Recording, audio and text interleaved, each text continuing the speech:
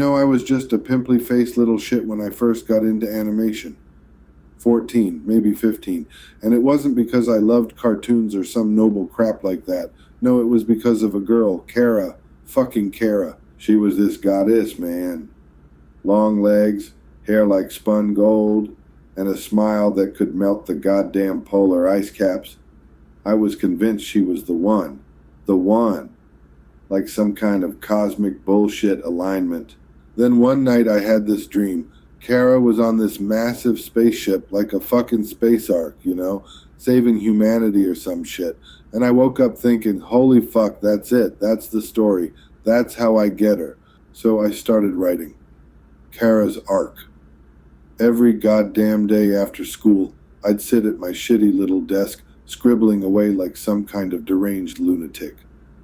The plan was simple. Write the cartoon, get the girl. Easy, right? But life's a cruel bastard. By the time I was halfway through the scripts, Kara hit 25. And let's just say the bloom was off the rose. She got, fat. And not the cute kind of fat. Just, ugh. And yet, there I was, still writing. Still dreaming about this goddamn cartoon that was supposed to be my golden ticket. But by then, Kara wasn't the muse anymore. She was just a memory. The series never got made. Big fucking surprise, right? But those scripts, they're good. Like really fucking good. I could produce them now if I wanted to. But why? Kara's not coming back, and even if she did, no thanks. Instead, I started Jupiter Animated Productions. My buddy Anton Lacey threw in some cash, and boom, here we are. Making cartoons. Not Kara's arc, but other stuff. Good stuff. Stuff that pays the bills. But sometimes late at night I pull out those old scripts and I think, what if? Then I laugh my ass off, pour another drink, and get back to work. Because fuck it, right? Life moves on.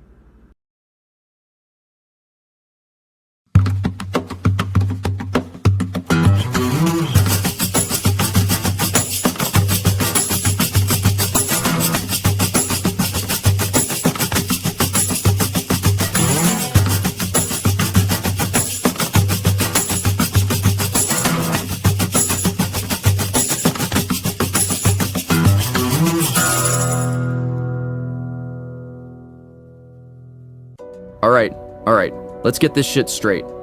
I didn't dump a metric fuckton of cash into this cartoon sweatshop just to sit back and watch Brian's half-baked ideas crash and burn. No, I'm here to make sure my band, the Sex Whistles, gets its goddamn due. You think I'm joking? Fuck no. Every time one of these bright-eyed animators pitches some cutesy bullshit about talking animals or whatever, I'm like, hey, how about we slap a little punk rock into that saccharine mess? And Brian, oh sweet clueless Brian, he's all, Anton, we need to appeal to families. Families. Fuck families. You know what families need? A goddamn wake-up call. And that's where the Sex Whistles come in. Picture this. A cartoon squirrel, right? But instead of gathering nuts or whatever the hell squirrels do, he's shredding a guitar, screaming lyrics about corporate greed and existential dread. That's the kind of shit kids need to see. And don't even get me started on the soundtracks.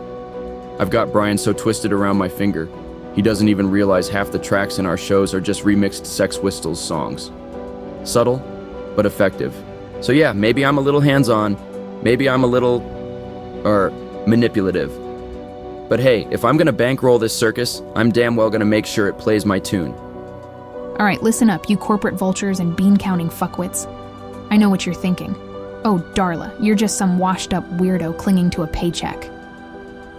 Well, fuck you and your spreadsheets, because this place, Jupiter Animated Productions, it's not just a studio, it's a goddamn temple of the bizarre. You think I'm joking? You think I'm high? Let me tell you something. Brian, no last name, and I, we've been to places that would make your fucking heads explode. Time, space, heaven, hell. Yeah, all of it. And no, there weren't any drugs involved, you cynical assholes. We were just kids, all right? Teenagers.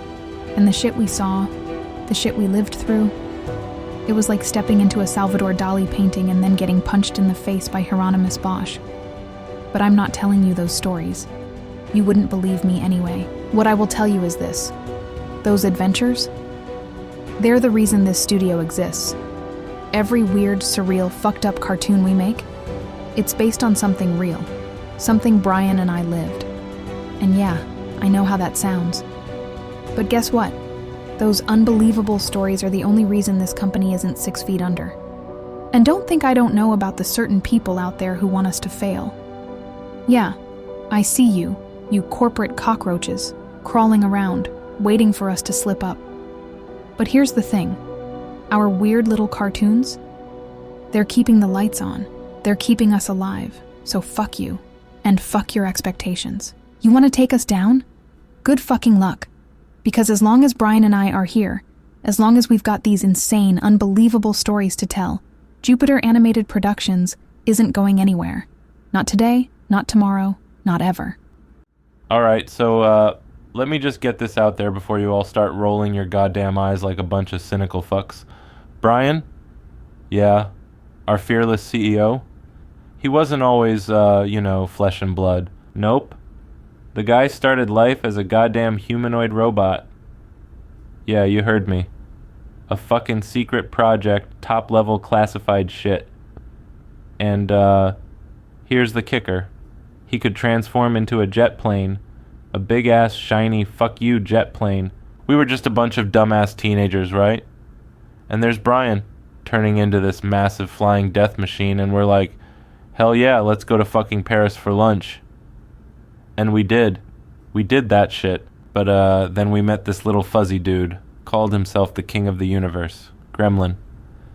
Yeah, I know, sounds like I'm high as shit, but I swear on my Tesla it's true. So Gremlin, this cosmic furball, he's like, Brian, what's your deepest wish?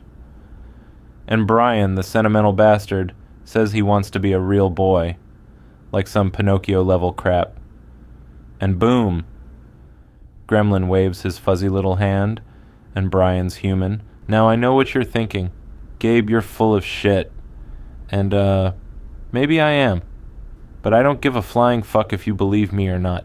Those were the best goddamn years of my life. So, yeah, Brian's a human now. Runs this place like a goddamn tyrant, but hey. At least he's not turning into a jet and flying off to, I don't know, bomb a Taco Bell or some shit. Anyway, that's the story. Take it or leave it. I've got work to do, and you've got, whatever the hell it is you do. Later. Alright, so, here we are again. Another day in the goddamn animation salt mines. You know, people always ask me, Cap, where the hell do you come up with this crazy shit for your shows? And I just laugh like, oh, you sweet summer child, if only you knew. But, here's the thing, right? Some of the weirdest, most batshit insane stuff we put on screen, yeah, that's not just imagination. That's, let's call it inspired by true events. Brian and I, we had this group of friends back in the day. Small town, middle of nowhere, Montana. Shady Brook. Ever heard of it? No? Yeah, well, that's 'cause it doesn't fucking exist anymore. Poof. Gone. Like a fart in the wind. We got into some, let's just say, situations. Stuff that would make your average conspiracy nut look like a goddamn amateur. Aliens, time loops, parallel dimensions. You name it, we probably lived it. And no, I'm not elaborating. Not because I don't want to, but because, let's just say there are consequences. You start pulling at those threads and the whole fucking sweater unravels. So yeah, when you see a 3-headed dragon fighting a sentient toaster on one of our shows, just know there's a kernel of truth in there, a tiny, terrifying kernel. Anyway, that's enough of my rambling. Back to the grind. Deadlines don't give a shit about existential dread, right? Alright, settle your imaginary asses down, because I know you're all dying to hear this shit. Why the fuck am I called Monkey Boy? Well, strap in, because this is a goddamn ride. So, my parents, bless their twisted little hearts, were these eccentric types. My dad, a conspiracy nut who thought the moon landing was staged by a bunch of stoned animators. My mum, a yoga instructor who believed crystals could cure fucking cancer. They met at some weird-ass retreat in Shady Brook. Yeah, the town I accidentally erased from existence, but that's a whole other clusterfuck of a story. Anyway, my mum was pregnant with me, and they were tripping balls on some, I don't know, peyote or some shit, and my dad, in his infinite wisdom, sees a monkey on TV and goes, that's it, that's the name, Monkey Boy, My mum, she's like, oh, that's so spiritual my ass. They were high as fuck, and now I'm stuck with a name that sounds like a goddamn circus act. But here's the kicker. My dad swore that naming me Monkey Boy would ward off the reptilian overlords. Yeah, because nothing says, don't abduct me, like a name that screams, I belong in a fucking zoo. So there you have it, a name born out of drugs, paranoia, and a complete lack of common fucking sense. And yet, here I am, Monkey Boy Curtis, living proof that bad decisions can lead to, well, whatever the hell this is. You know, I can feel it. Those smug bastards looking down on me like I'm some kind of fucking charity case. Brian, you can't let those assholes live rent-free in your head. Positive self-image, babe. It's like the foundation of not giving a shit. Yeah, but what the fuck even is intelligence, huh? One guy thinks it's coding a billion-dollar app. Another thinks it's knowing how to fix a goddamn carburetor. Speaking of intelligence, you know what smart people do? They subscribe to Modern Tech Monthly, and Gourmet Living, and fucking Birdwatcher Weekly. Darla, for fuck's sake, we're not here to buy your goddamn magazines. Honestly, Darla, you're like a walking infomercial. Do you have a subscription to Annoy Your Friends quarterly? Hey, let's not shit on Darla's hustle. Maybe she's onto something. Like, what if Birdwatcher Weekly holds the secret to world domination? Exactly. Thank you, Anton. At least someone here appreciates the finer things in life, like fucking bird watching. You know what? Fuck it. Maybe I will do something fantastic. Something so goddamn good they'll choke on their own fucking judgment. That's the spirit, babe. Just don't let it turn into some kind of revenge porn for your ego. Revenge porn? Now there's a subscription I'd actually pay for. All right. Enough about porn and egos. Who's signing up for Modern Tech Monthly?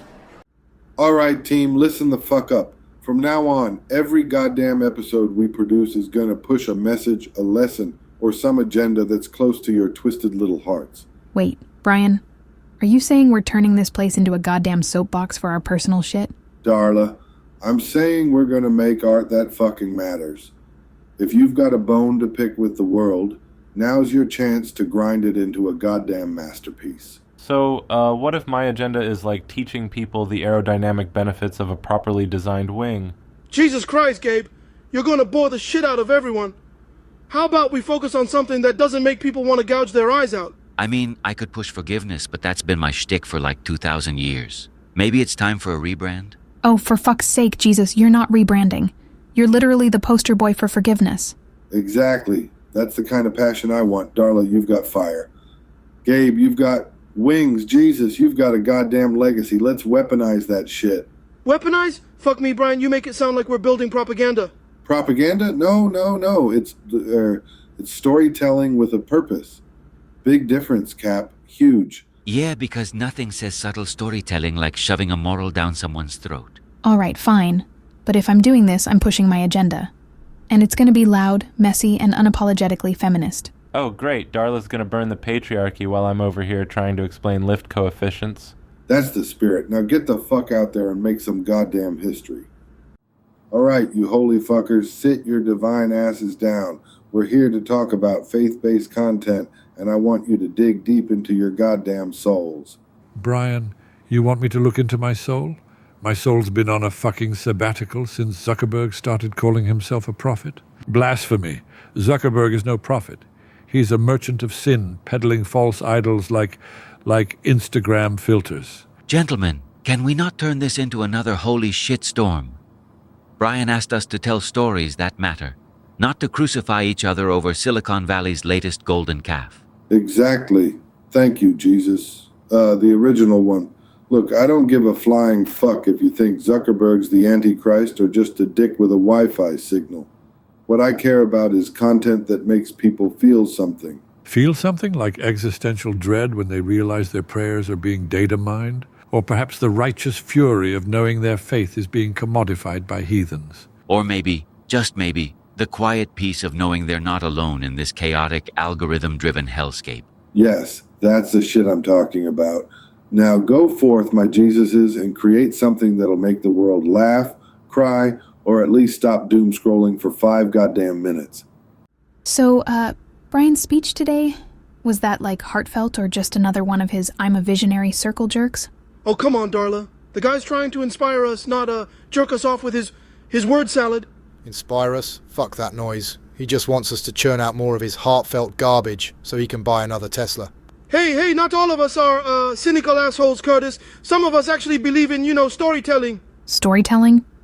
Casey, the last story we told was about a talking toaster that wanted to fuck a microwave. And it made a shitload of money, didn't it? Heartfelt my ass. Brian's just a capitalist with a thesaurus. You know what? Screw you both. Maybe I actually like the idea of putting some heart into our work. Ever think of that? Oh, we thought of it, Casey. We just don't buy the bullshit Brian's selling. Yeah, Casey, wake up and smell the corporate horse shit.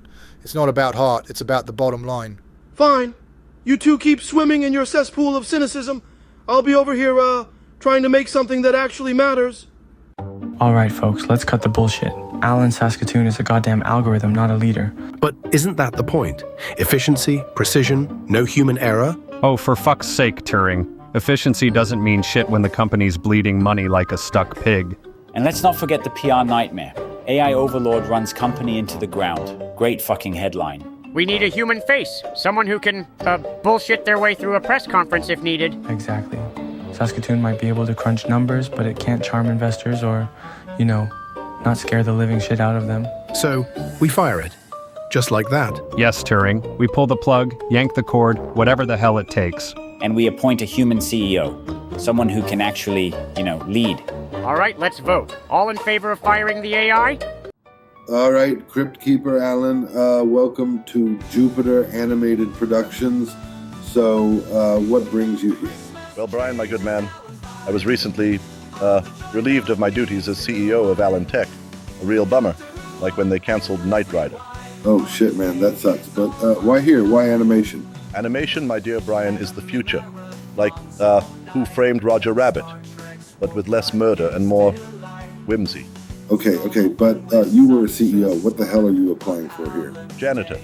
I'm applying to be your janitor. I've cleaned up messes before. Like that time I worked as a porta-potty technician at Burning Man. Holy shit, you're serious? A fucking janitor? Dead serious, Brian, like Highlander serious. There can be only one janitor. All right, fuck it. You're hired. Welcome aboard, janitor. Thank you, Brian. I'll keep this place cleaner than a DeLorean after a time jump. So, Alan, what's it like being the janitor for a bunch of pencil-pushing animators? Oh, it's a real hoot, Anton. Cleaning up after creative types is like being the unsung hero of a Phil Collins concert. Phil Collins? Jesus, Alan, you're like a walking time capsule of bad taste. Hey now, let's not throw shade at the man who gave us In the Air Tonight. That drum solo? Iconic. Fine. But seriously, what's the weirdest thing you've cleaned up so far? Weirdest? Oh, let's see. Someone left a storyboard of Arya Stark fighting a robot dragon. I mean, talk about mixing genres. Arya Stark, huh? Now there's a badass. She'd probably take down a robot dragon with a toothpick and a death glare. Absolutely. She's like the Highlander of Westeros. There can be only one, and it's her. You're such a nerd, Alan. But yeah, Arya's the kind of character who'd survive even your dystopian robot uprising. Oh, I'd bet my last can of WD-40 on it. Well, butter my circuits and call me a toaster, Darla. Trans-Gemini from Andromeda. She's like a cosmic Swiss Army knife of awesomeness. Oh, absolutely. She's got that whole mysterious, otherworldly vibe going on. Like, who wouldn't want a friend who can literally change the fate of the universe? And don't even get me started on her purple hair. It's like a neon sign that says, I'm here to save your sorry behinds and look fabulous doing it. Right? And she's not just about looks. She's got that whole, I know things you don't energy. It's like she's playing 4D chess while everyone else is stuck on checkers. Exactly. She's like the Phil Collins of the Andromeda universe. Underrated, but absolutely essential. You take her out, and the whole band falls apart. Phil Collins, huh? That's an interesting comparison. But yeah, Trance is the glue. Without her, it's just a bunch of space drama and no resolution. Exactly, my dear Darla. She's the cosmic duct tape holding the universe together. And let me tell you, duct tape is the unsung hero of every janitor's arsenal. All right, Alan, you've convinced me. Trans-Gemini is basically the janitor of the universe, cleaning up everyone's messes. Ah, Arnold, my good man. Have you ever heard the dulcet tones of Phil Collins? The man is a veritable drum machine of the 80s. Phil Collins? Is that your code word for world domination, you metallic son of a toaster? Oh, heavens no. I simply mean his music is, well, it's like a time machine for the soul. time machine? You mean like your evil plan to bring the machines to power? Admit it, you cybernetic bastard. Oh, for the love of Huey Lewis and the news, Arnold, I just want to talk about music. Enough talk, let's settle this like men or machines. Oh, fiddlesticks. If you insist, but I warn you, I once wrestled a bear for a Klondike bar. You're about to be terminated, drum machine. Oh, I do hope this doesn't scuff my chassis. You fight like a malfunctioning Roomba. And you punch like a VHS tape stuck on rewind. Enough, I'll crush you like a tin can. Oh dear, I think I've sprung a sprocket. Admit your plan or I'll send you back to the scrap heap. Fine, I admit it. I plan to make a mixtape of the greatest hits of the 80s. A mixtape, that's your big plan? Yes, and it will be glorious. Now can we please stop this madness? Fine, but if I hear one beep out of you, I'll be back.